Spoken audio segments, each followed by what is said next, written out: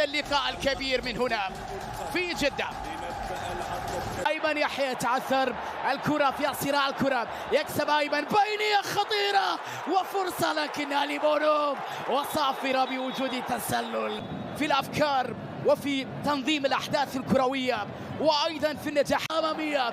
خطيرة نصراوية، هي خطيرة، وكريستيانو وبونو أمام رونالدو. خطيرة اللقطة الأخيرة، يمنع النصر من الوصول إلى المرمى، يتدخل في توقيت حاسم. أيمن يحيى أمام ياسين بونو، هذه كان خطير للغاية. كريستيانو تسديدة قوية وكرة جميلة لكن بونو يرفض. كريستيانو الكرة ذهبت في اتجاهها، انظروا إلى بونو وين التسديدة من كريستيانو. اللقطة يحاول استغلال اللحظات الأخيرة، كرة عرضية خطيرة بالرأس وكرة يا الله تجاهي أيمن يحيى خطيرة نصراوية وفرصة. النجع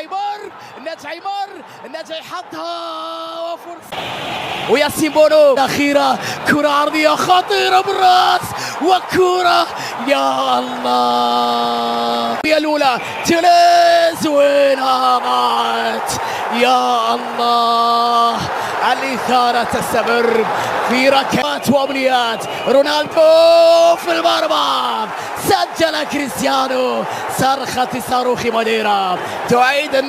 سامي وياسين، سامي حطها في المرمى، ذهب لها ياسين ولم يصل الكرة، عانقت الشباك.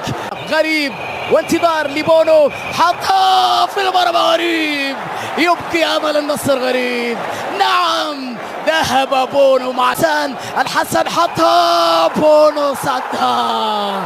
بونو ابقى الهلال، بونو يبقي التحدي. لقطة حطها مشاري، ضاعت نهائي. ياسين بونو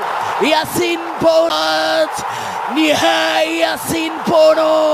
ياسين بونو يقود الهلال للفوز بكأس الملك. كثيرة من التحديات، لقطة حطها مشاري، ضاعت نهائي. ياسين بونو كريستيانو الكرة ذهبت في اتجاهها، انظروا إلى بونو وين التسديدة من كريستيانو الكرة ذهبت في اتجاهها، انظروا إلى بونو وين التسديدة من كريستيانو يمنع النصر من الوصول إلى المرمى، يتدخل في توقيت حاسم. أيمن يحيى أمام ياسين بونو، هذه تجاهي أيمن يحيى خطيرة نصراوية وفرصة. النجع